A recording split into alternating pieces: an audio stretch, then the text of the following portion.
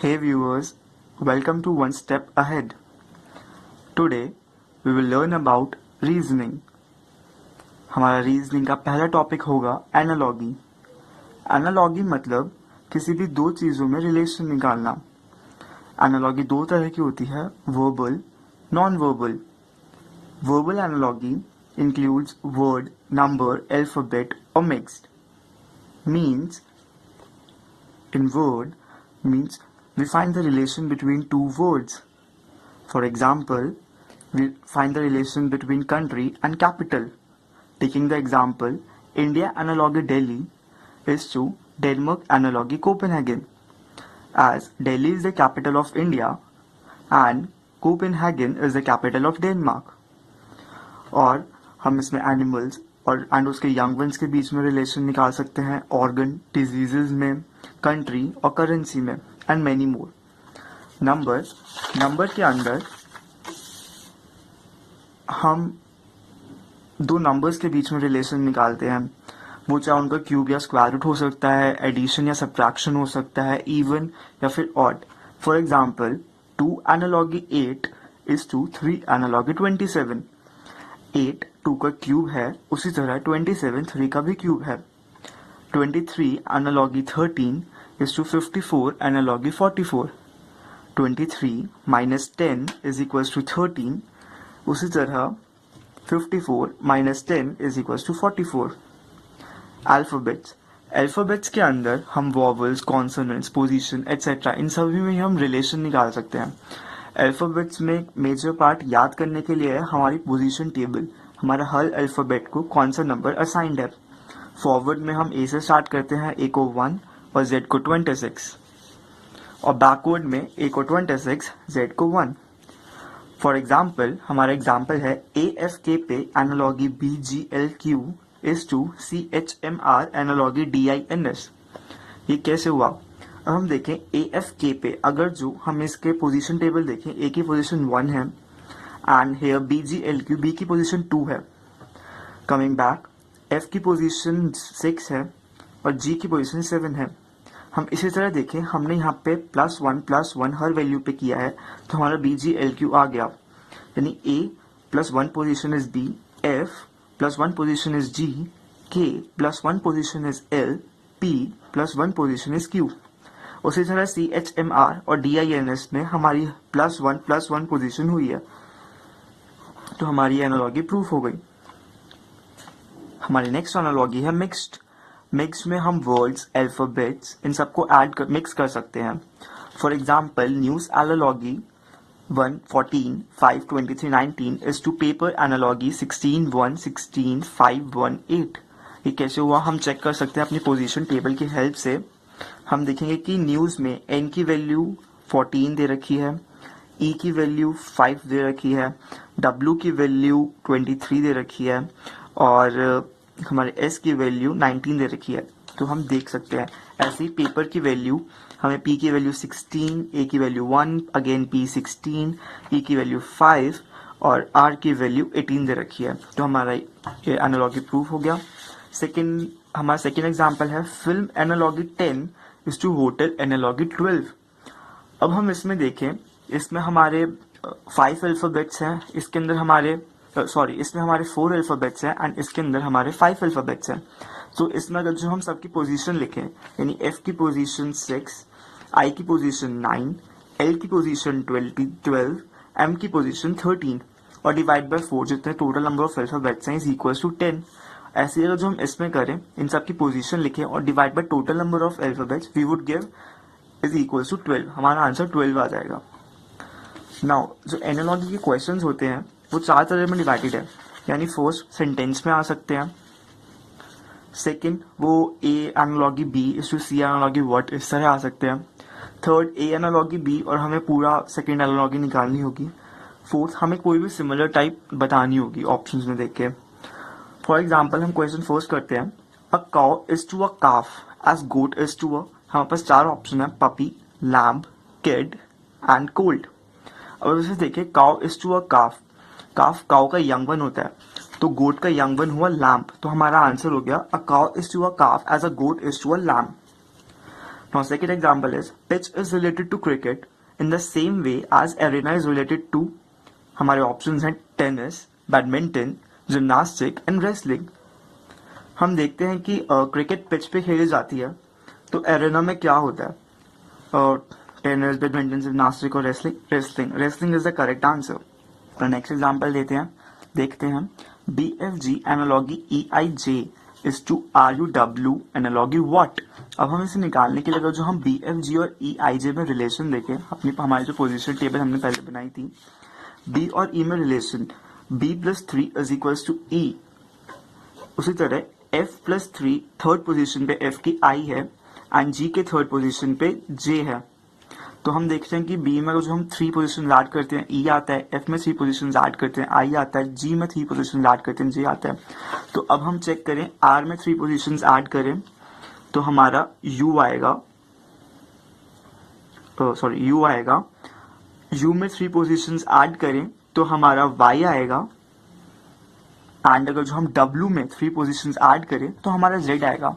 तो इन्हीं ऑप्शंस में से हमारा करेक्ट आंसर होगा B। हमने अपनी पोजीशंस चेक कर ली। नाउ हमारा फोर्थ एग्जांपल है 9 analogy 24 is to what analogy 6। इन क्वेश्चंस में हमें 9 और 24 के बीच में रिलेशन निकालना है। हम 9 और 24 में कैसा रिलेशन निकाल सकते हैं?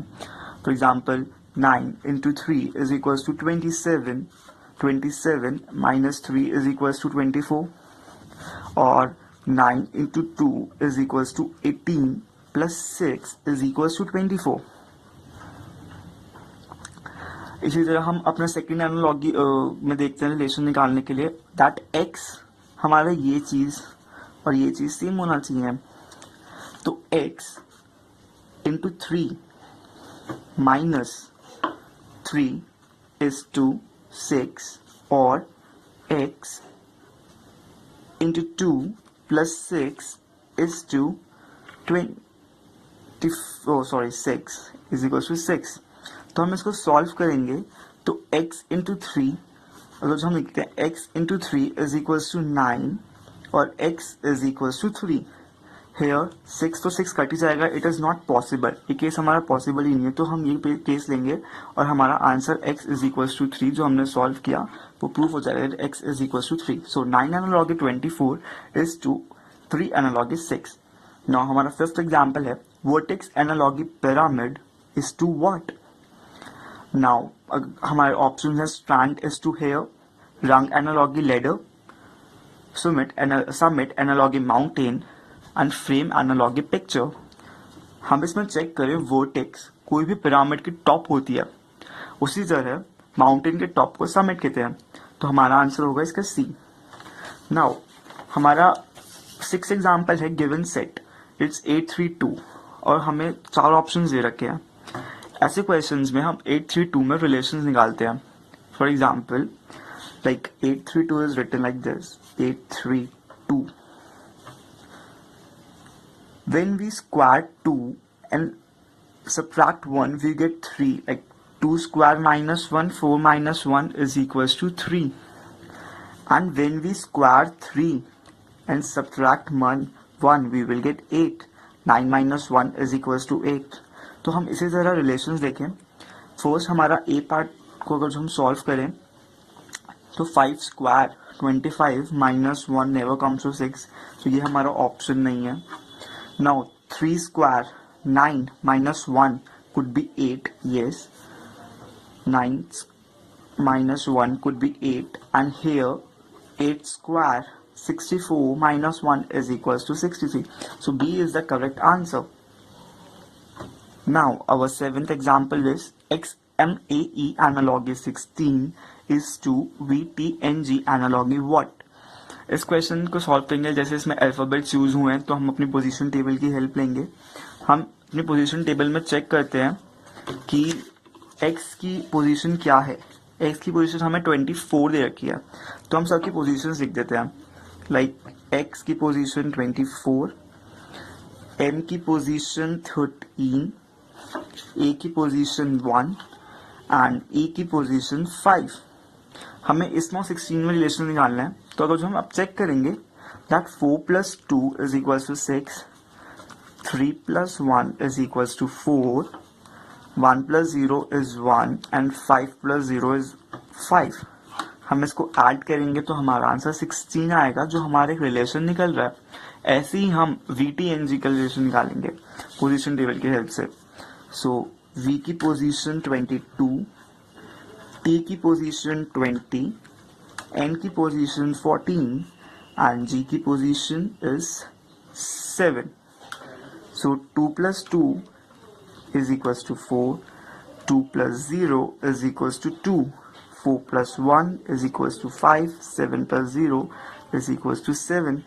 तो हमारा आंसर आएगा 6 plus 5, 11 plus 7, 18. So answer D correct, D option would be the correct answer. So इसका आंसर 18 हो गया। फॉर एनालॉजी में हमें रिलेशंस निकालने हैं। मैंने यहाँ पे कुछ रिलेशंस लिख रखे हैं। फॉर एग्जांपल हम for example first is instrument and measurement, यानी हम टेम्परेचर को थर्मामीटर से मेजर कर सकते हैं, विंड को एनेमोमीटर से मेजर कर सकते हैं, मास को बैलेंस से, लेंथ को स्केल से, रेन को रेन गॉड से, ह्यूमिडिटी को हाइग्रोमीटर से, like this all. Second is quantity and unit, mass की क्वांटिटी किलोग्राम होती है, फोर्स की न्यूटन, एंगल की रेडियंस, वॉल्यूम की litre and like all this power की watt. In next example, we will see the relation between individual and group. For example, cattle के group को हम herd कहते हैं, flowers के ग्रुप को हम bouquet कहते हैं, grapes के ग्रुप को हम bunch कहते हैं, singers के ग्रुप को हम chorus कहते हैं, artists को हम troupe कहते हैं, fish के ग्रुप को हम shoal कहते हैं, like this, and we come to the end, nomads के ग्रुप को हम herd कहते हैं, and animal and their young ones. Horse के यंग वन को हम पोनी कहते हैं, कैट के यंग वन को हम किटन कहते हैं, शीप के यंग वन को हम लैम कहते हैं, बटरफ्लाई के यंग वन को हम कैटरपिलर कहते हैं, ह्यूमन के यंग वन को हम चाइल्ड कहते हैं, हेन के यंग वन को हम चिकन कहते हैं, लायन के यंग वन को हम कब कहते हैं, डक के यंग को हम डकलिंग कहते हैं। Our next examples would be individual and dwelling place. Dwelling place is the place where they live, the natural place. Like Beale lives in apiary, cattle lives in shed, lion lives in den, poultry lives in farm, monk lives in monastery, fish in aquarium, horse in stable. Now workers and tool. Carpenter's tool is saw, woodcutter's tool is axe. Like all these warriors' tool is sword. You can see the all examples. Now our next examples would be tool and their actions. Like knife used to cut, sword used to slaughter, mattock used to deck, and all examples like X used to grin. Next could be product and their raw materials.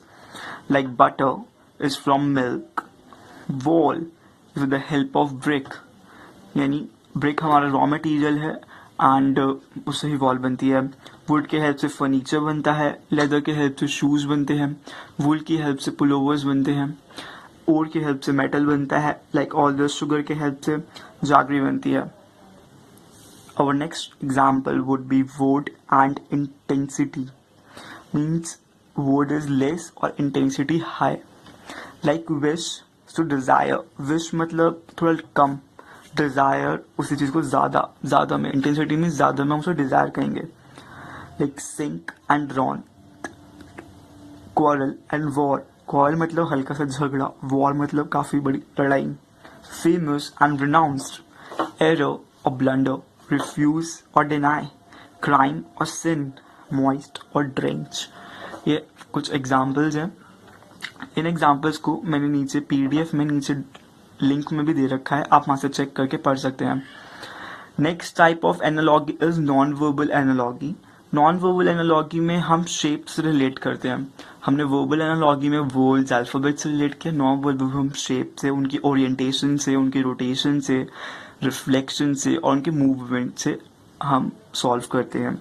For example इसका एक question है ये वाला, is to analogy this analogy this is to this analogy what। हमें इन questions में बहुत ही ढंग से ऑब्जर्व करना है कि शेप किस तरह से दोबारा बनी है। फॉर एग्जाम्पल अगर जो हम इन दोनों शेप को देखें तो जो नीचे वाली शेप है उसके अंदर ऊपर वाली शेप यानी नीचे वाली को जो हम बी लेते हैं और ऊपर वाली को ए लेते हैं, तो बी शेप के अंदर ए शेप है मेन चीज जो हमारी है। तो इसमें भी हम इसी तरह की कोशिश करेंगे। हमारे पास दो ऑप्शन है, ए ये एंड बी ये। तो बी शेप के अंदर ए शेप यानी बी शेप हमारी, अगर जो हम इसे दोबारा लें और ए शेप ये, तो बी शेप हमारी ये है, अंदर ए शेप, उसके अंदर का मैटर नहीं करता। सो उस हिसाब से हमारा A would be the correct answer.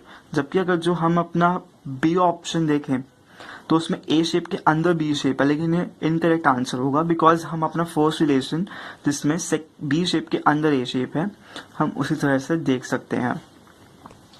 Analogy में सिर्फ इतना ही। नेक्स्ट क्लास में हम रीजनिंग का नेक्स्ट टॉपिक पढ़ेंगे। आप जितने भी एग्जाम्पल्स हैं उनकी एक पीडीएफ नीचे डिस्क्रिप्शन बॉक्स में एक लिंक दिया हुआ है, आप उस पर जाकर देख सकते हैं। आपको ये वीडियो कैसे लगी आप कमेंट में बता सकते हैं। अगर आपको ये वीडियो अच्छी लगी तो आप ज़रूर लाइक एंड सब्सक्राइब कीजिए। Thank you.